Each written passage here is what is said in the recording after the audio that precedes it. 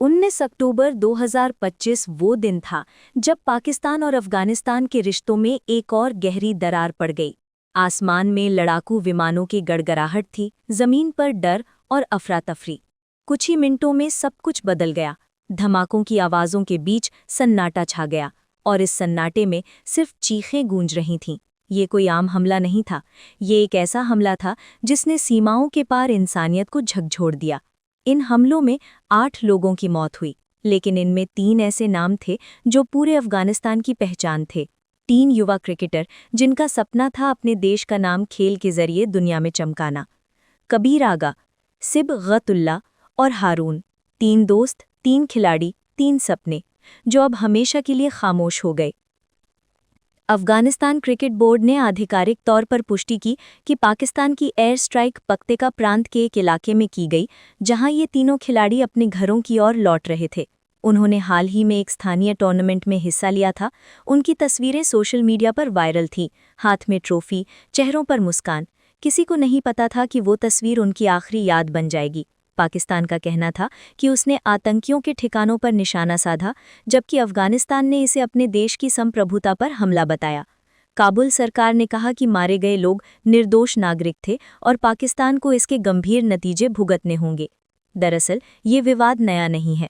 पाकिस्तान और अफगानिस्तान के बीच तनाव दशकों से चला आ रहा है। कभी सीमा विवाद, कभी आतंकी ठिकानों का मुद्दा, कभी राजनीतिक मतभेद। दोनों देशों के बीच विश्वास की दीवार इतनी मोटी हो चुकी है कि हर घटना आग में घी का काम करती है। नमस्कार दोस्तों, स्वागत है आपका हमारे चैनल करंट वर्ल्ड इन्फॉर्मेशन में। आज हम बात कर रहे हैं उस घटना की जिसने पूरे दक्षिण एशिया को हिला दिया, जब 3 अफगान क्रिकेटरों की मौत ने खेल और राजनीति दोनों को एक बार फिर आमने सामने खड़ा कर दिया। इस बार मामला और गहरा इसलिए हुआ क्योंकि इसमें खेल की दुनिया भी शामिल हो गई। अफगानिस्तान क्रिकेट बोर्ड ने पाकिस्तान में होने वाली त्रिकोणीय T20 सीरीज से अपना नाम वापस ले लिया। बोर्ड ने कहा, हम अपने खिलाड़ियों की शहादत का सम्मान करते हैं। हम उस देश में क्रिकेट नहीं खेल सकते जिसने हमारे निर्दोष नागरिकों पर बम गिराए। पूरा देश शोक में डूब गया। लोग सड़कों पर उतरे, मोमबत्तियां जलाईं, खिलाड़ियों की तस्वीरें उठाईं और हर कोने से एक ही आवाज़ आई, हमले बंद करो, हमारे खिलाड़ियों को इंसाफ दो। सोशल मीडिया पर #justice for Afghan players trend करने लगा। लाखों पोस्ट, वीडियो और श्रद्धांजलियां भराईं और हर अफगान ने महसूस किया कि ये सिर्फ 3 लोगों की मौत नहीं थी, ये उनके सपनों पर किया गया हमला था। दुनिया भर से प्रतिक्रियाएं आईं। संयुक्त राष्ट्र ने दोनों देशों से संयम बरतने की अपील की। भारत, ईरान और चीन ने चिंता जताई कि अगर ये तनाव और बढ़ा तो पूरा दक्षिण एशिया अस्थिर हो सकता है। लेकिन इन बयानों के बीच जिनके घर उजड़े, उनके लिए ये शब्द सिर्फ खोखले लग रहे थे। पाकिस्तान की सेना ने कहा कि उसने सिर्फ उन ठिकानों को निशाना साधा जहां से पाकिस्तान के खिलाफ हमले की योजना बनाई जा रही थी।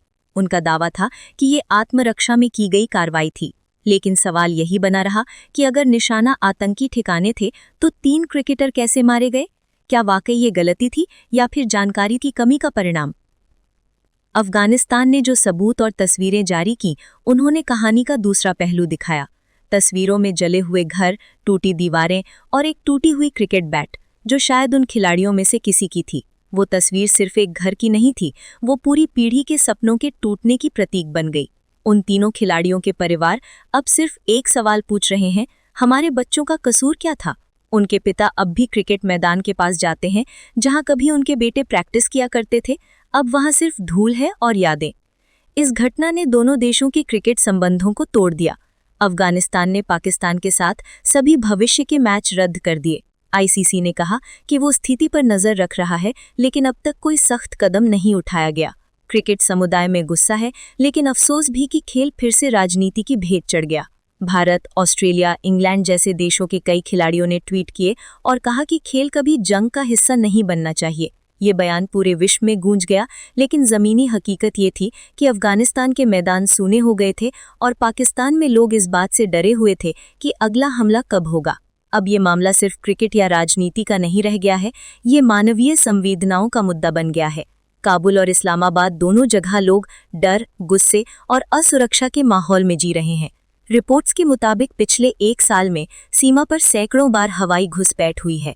अफगानिस्तान का आरोप है कि पाकिस्तान लगातार उनकी सीमा का उल्लंघन करता है, जबकि पाकिस्तान का कहना है कि वो केवल अपनी सुरक्षा सुनिश्चित कर रहा है। ये आरोप प्रत्यारोप अब एक स्थायी खेल बन चुका है, लेकिन इसमें हार हर बार इंसानियत की ही होती है।